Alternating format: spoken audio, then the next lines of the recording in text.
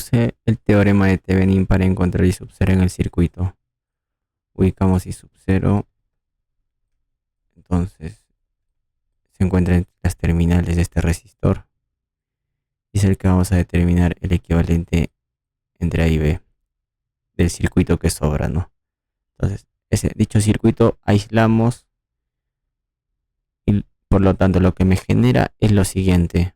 Entonces lo que necesitamos determinar es el equivalente entre A y B. Lo primero que se hace es determinar la resistencia Thevenin, que es a circuito muerto, es decir, las fuentes independientes inactivas, en este caso a cortocircuito. Por lo tanto, el circuito que me genera es el siguiente.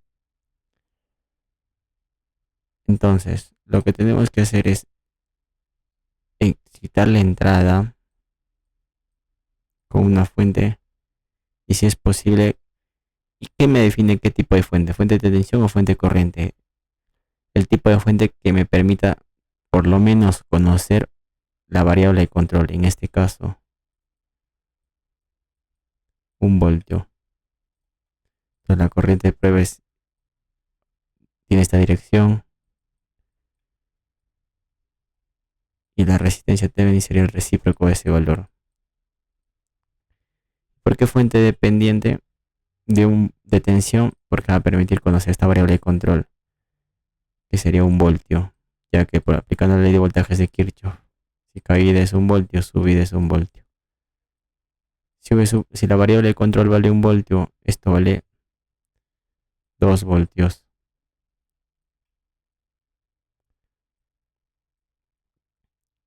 Por la ley de voltajes de Kirchhoff, en sentido horario, si caída es 1, caída es 2, en total la caída es 3, entonces la subida es 3. Definimos las direcciones de las corrientes que tienen que entrar por la terminal positiva de la misma manera. Esta corriente es la misma que esta corriente, ya que están en serie. Al recíproco el resistor multiplicado por su voltaje 1/2 de miliamperio. Al recíproco el resistor multiplicado por su voltaje 3/4 de miliamperio. En el nodo inferior,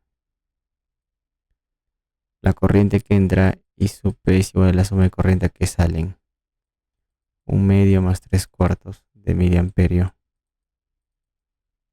¿Cuánto es esto? A ver, por 2, 5/4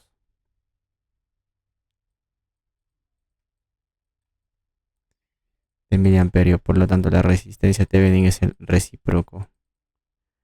4/5,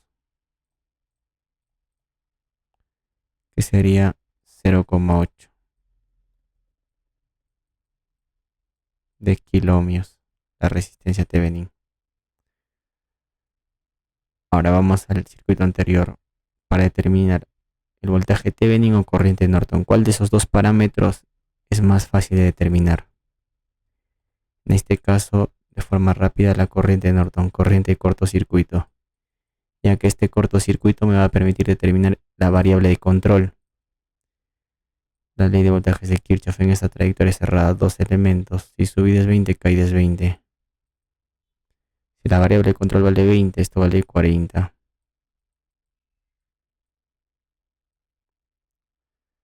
De la misma manera, por la ley de voltajes de Kirchhoff, en sentido horario, si caída es 40, subida tiene que ser 40. Por la ley de Ohm, definimos las direcciones que entren por la terminal positiva. Están en serie. Es esta misma corriente de la misma manera por la terminal positiva. Entonces, el recíproco del resistor multiplicado por su voltaje 1/2 de 20, 10 miliamperios. 1/4 de 40, 10. Entonces, la corriente Norton es exactamente igual. Entra es igual a la suma de corrientes que salen. 10 más 10, 20 miliamperios. Acá me pide por el teorema de Thevenin. Entonces voy a determinar el voltaje Thevenin, que es el resistor, la resistencia Thevenin por la corriente Norton. 20 por 0,8, 16 voltios. Entonces, por equivalente Thevenin, que sería la resistencia Thevenin en serie con el voltaje Thevenin.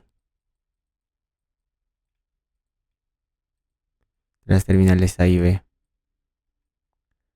Al final se conecta el elemento que mantuvo intacto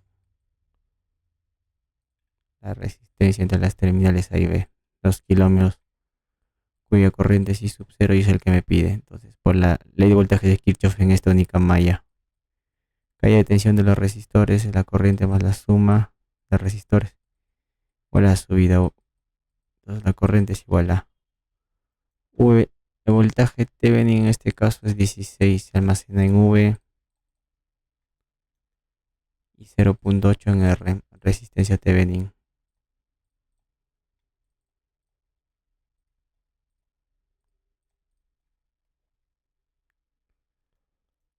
Entonces sería V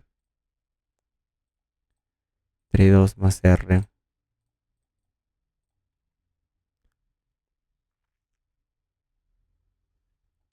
Sería, ver, suficiente en dos decimales. Las 5,71. ¿Qué unidad es? Miliamperios, ya que la resistencia está en kiloohmios. Corroboramos con el solucionario. Las 5.56. Y efectivamente la corriente I sub 0 es 5.71 miliamperios. Correcto.